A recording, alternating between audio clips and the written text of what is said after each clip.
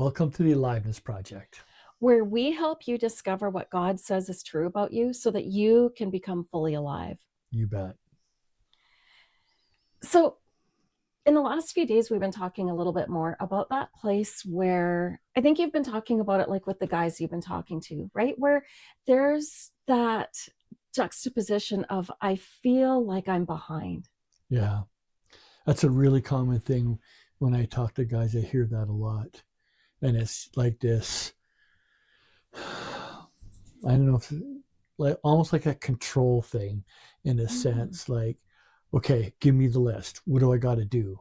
Right.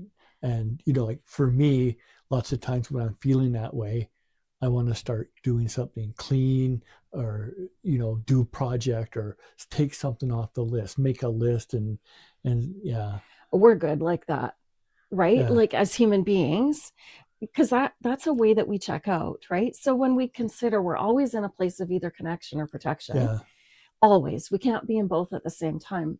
That's kind of the yeah, the way we disconnect, and it doesn't look like protection because we're so used to yeah, it, but it is. yeah. So I don't think it feels like protection. I think it feels like a weight. I think that would be a better way to describe it. Like when you feel behind, it's just like, ah, yeah, to me, it feels weighty rather than like feeling like I'm in protection. Yeah, I get that. I Yeah. get that. It's not an uncommon thing for me to chat about with clients too, right? Because if we have a to-do list, we feel like we can get things done. Hmm. And it's part of how we stay disconnected from our hearts or from connection with each other. I Hmm. mean, certainly in spousal Yeah. relationships, right? This is something I know I'm definitely familiar with hearing is I want a list so I know what to do to make you happy. And either spouse can say that, Hmm. right? Yeah. Yeah. I mean, we know we get into a busy season Yeah. and we want a to-do list of Hmm. everything we have to do. How easy is it for us to put relationships on the to-do list? How did we get here from the feeling behind? Because they're tied together somehow, right? That's a really good question. I think that a lot of it is really having confidence in your own self that it's up to me and I've got to do it, I've got to make it happen. And I think there's something about that behind that. Mm-hmm. Yeah. Yeah, we're really good at the it's up to me thing. Yeah. Because if we knew what we were created for, right? Yeah. If we could, again, we come back to that statement of Yeah. what the Aliveness Project does, right? Yeah. Helps us to believe what God says is true Yeah. about us. Because if we believed that, would we ever feel behind? No, I think that to me that's one of the things that is worth striving for, is that because when you're in that place, you are not at peace, you don't have Oh, contentment, right? You have that that pit in your, churning. Yeah. However yes. someone feels that, you have that churning, Yeah. right? Yeah. And so yeah, that's the goal, is no matter what's going on, that you just have that peace and contentment, that you know who you are, and you know who you are in Christ, and that foundation just sets the tone for everything. Hmm. It's interesting. We think back to some of the stories in the Bible, and it's so fascinating because you can see the rhythms of when people knew who they were Yeah. and when they didn't. Yeah, I think it's one thing that I have recognized in people who I admire, I feel live their Christian faith really well. It's like they're on this even keel, and it just it's not doing this, it's doing this, and there's this peace and contentment. Even if things are hard and crazy, it's not about the situation, but they're just kind of always the same, and there's a peace and a joy in them that you can just sense it. I think is the best word. It's like, wow, they're different. Yeah, Yeah. I think it's easy. This is Zipper. Come on. Come on. She's our little sidekick. Everywhere we go, she goes. Um, I know John and Stacey Aldridge with Wild at Heart talk about that quite a bit, right? They recognize when they're getting out of that connection because they Yeah. start to feel, and you and I have talked about that for years. Yeah. And when we get to that place of recognizing I need to protect this place where there is peace, there is joy, there is this Mm-hmm. aliveness, and it feels different. Mm-hmm. I know we've been through seasons in our life where we didn't even realize how disconnected we got from that feeling of Mm-hmm. aliveness. When the stress gets on and there's too much going on, or when there's loss and trauma, those are times that are so easy to disconnect from it. And yet, at the Mm-hmm. same time, when we come back to that place of knowing what we were created, I shouldn't say what we were created for, who we were created to be. We Mm-hmm. confuse that a lot as human beings, I think, as followers. Yeah. When we sit in that place of who we were created to be, then we've got something to protect. But that comes back to a place of actually connecting Yeah. with our created being, with God, Yeah. with each other. Yeah. We felt it. I think you have to be really intentional at first. I think the people that are like that have practiced that over a lifetime, and so it's natural and automatic with them. But Mm-hmm. when you're first trying to do that, I think you just have to be very intentional about making sure you're not letting the situation in life kind of run you over. And that's really hard. Like when you're in the meat grinder, it's tough to do, right? Because there's just so much going on Yeah. and stress and everything. I mean, everybody knows what we're talking about. Raising a Yeah, family, and yeah, yeah, and all the stuff that happens, and it all piles yeah, in. yeah. So when you guys talk about it, I know that's been part of your ministry, right? Is you Mm-hmm, guys chatting about some of these really real things together, which mm-hmm. I think is amazing. That sense of being behind, does it, like, what do you hear? Does it lead more to like a bit of a checkout and just a to-do list? Or does it lead more to franticness? Yeah, it's a really good question. I think it's different for everybody. I would say that lots of times it's just this slow burn in the background feeling that's Mm, hard to shake. I think that would be a reasonable way to describe it for a lot of people. Because there can be lots of other things mixed in, like really common for men's, like, am I enough? Right? I mean, that might not, those words might not get spoken directly, but that's really behind the heart of that, right? yeah. And, and that leaks into everything, especially into relationship. Now you have to show me that I'm enough. And so I'm putting some of that on you, Uh, which is not fair. But when I'm just in a that little place, complication. I'm gonna need that, right? It's Yes. like, okay, yeah, Yeah. And so yeah, we need it from each other yeah, instead of yeah, getting that from God. yeah, And that always leads to problems, yeah. right? It's funny, you tweaked something in me when you said that, and I lost it. Mm, But I know if we keep chatting, it'll come back yeah. because there's actually so much more that goes. Oh, I know what it was. It was, how often do we hear, and it certainly lands, right? Mm-hmm, We're always in a place when we're in protection, right? It's mm-hmm, coming from either fear of not being enough or mm-hmm, fear of not having enough. mm-hmm. There's not enough in the world to go Yeah, around, right? yeah, Enough wealth, enough healthcare, enough yeah. schooling, whatever Dot, it dot, is. dot. Yeah. Yeah. Mm-hmm. Absolutely. I know in my experience for a very long time, that was going on internally, but I couldn't name it, right? I couldn't say it is this. I just felt it. Yeah. Yeah. That's kind of part of the disconnection, isn't Yes, it? absolutely it is. Because that Yeah. that protection in us Yes. doesn't really give us space to be able Yes. to name things. Yeah. Yeah, because we keep ourselves busy, Yeah. and the busy can look like the to-do lists, or the busy Yeah. can look like sitting Yeah. and just scrolling and scrolling and scrolling, or it Yeah. can look like napping or Yeah. watching videos, playing games.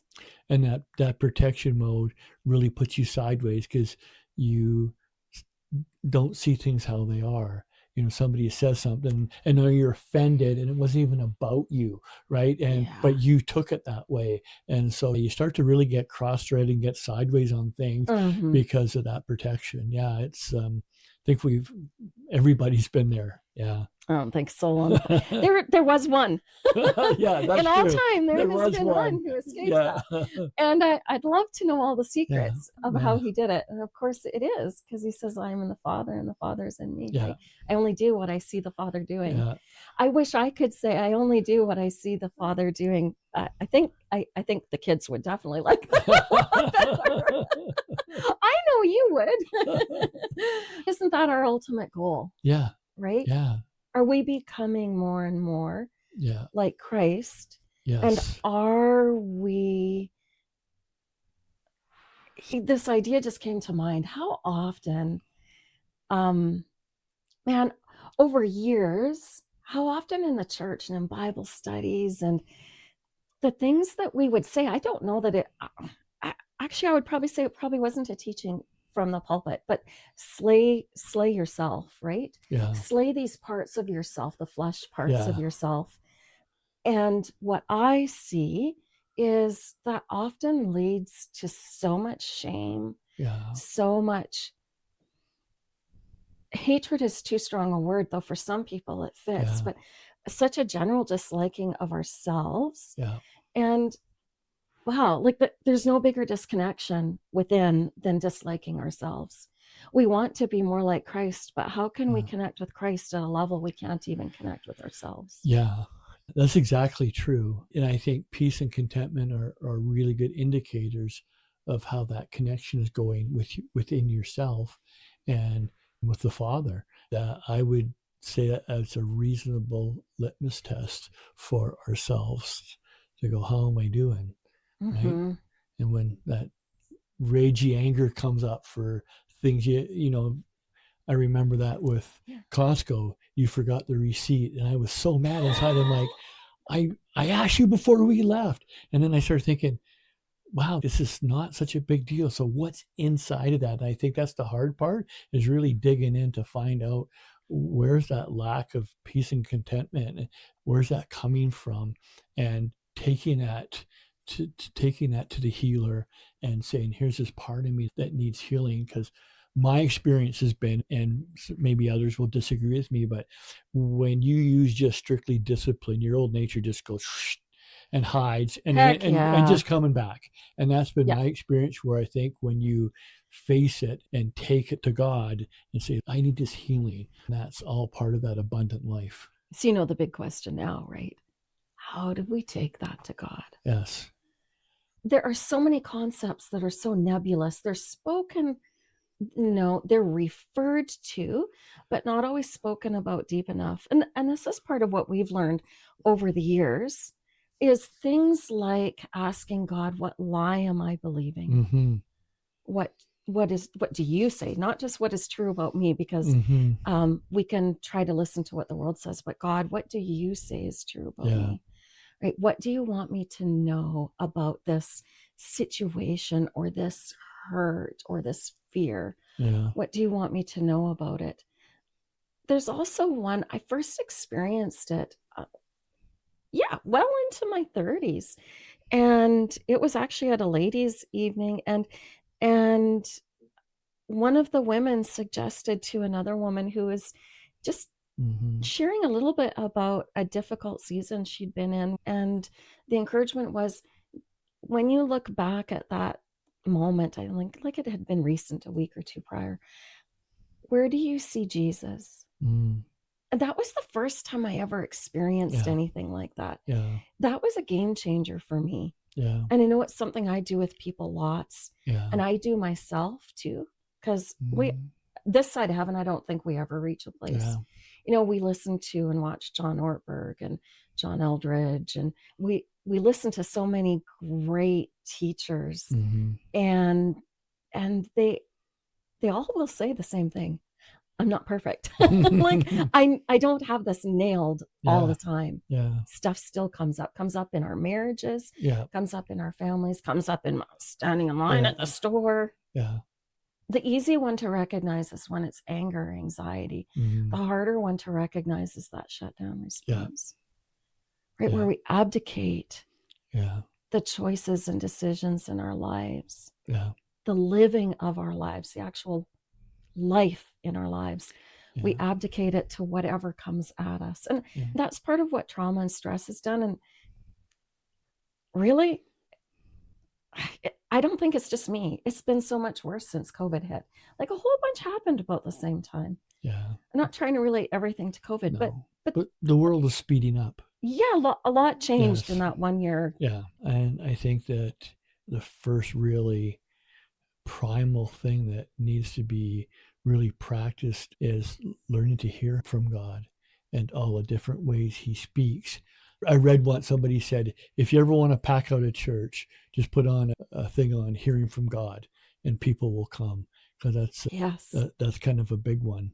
And I don't think we can address that now, but um, That's a whole, we could do a 10-part series on oh, that one for yeah, sure. yeah. But I think what for me, when I'm doing it well, is talking to God all through my day. And yeah, have my devotions and kind of start the day and end the day that way. But just having a conversation with him during the day instead of talking to myself, talk, Hmm. talking to God. And Yeah, you're good at that. someone gave me a great analogy.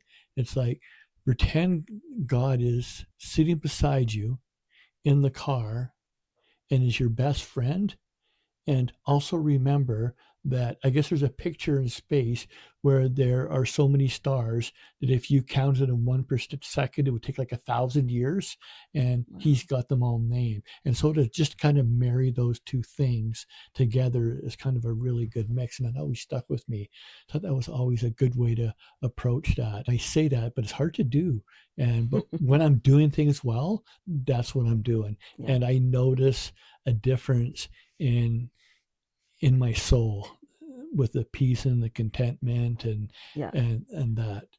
And the stress, we've talked about this how many times, right? Stress disconnects us from it. And stress covers a whole lot of things. It covers things from losses to Mm-hmm. sicknesses to just a busy schedule. It might be fun as all get out. You might be camping every weekend in the summertime and going on vacation and having picnics at the park in the evenings and all of that fun stuff. But it actually can still be a stressful time because you're trying to fit in work and family stuff and Yeah. running errands. And you're still seeing the dentist and doing all the Mm-hmm. daily things, and you're just packing in more fun. Yeah. I think we forget that even that actually can feel like stress because it just gets us into hyperdrive a Yeah. little bit. I know for me, it's a little bit different than you hearing from God. Man, somebody encouraged me for many years off and on to journal. And I was really, really slow to pick it up. And I didn't think I was hearing from God. Once that clicked, like it just seriously clicked. And I realized I've been hearing from God all these years when I was trying so hard to hear from God. Mm-hmm. I was hearing from him. I just didn't know it. What was it? We did a workshop a couple years back, right? Mm-hmm. Do you remember the facilitator talking? Mm-hmm. She was from one of the other churches in a neighboring town, and she said that when she works with pastors, a common thing she gets, even from senior pastors who are nearing retirement, why did I not learn this? How to hear God and have that conversational relationship with Him Mm-hmm. back when I was in seminary at 23, Yeah. right? Yeah. And here he was nearing retirement. Yeah. I remember the grief she told us about. That's Yeah. sad because that's what God wants with us, just like Yeah. we want it with our children, Yeah. That's right? exactly right. Yeah. The Bible says, how much more does God give good gifts to his children Mm-hmm. than we do as earthly wicked Yeah. parents, right? We want and we try so hard to give good gifts to our children. And he's got the whole world to give us Mm-hmm. good gifts from. Yeah. So these are the kind of things that we're going to talk about on the Aliveness Project. Join us again. Hit like and subscribe, and Yeah. you'll find out the next time we post a video.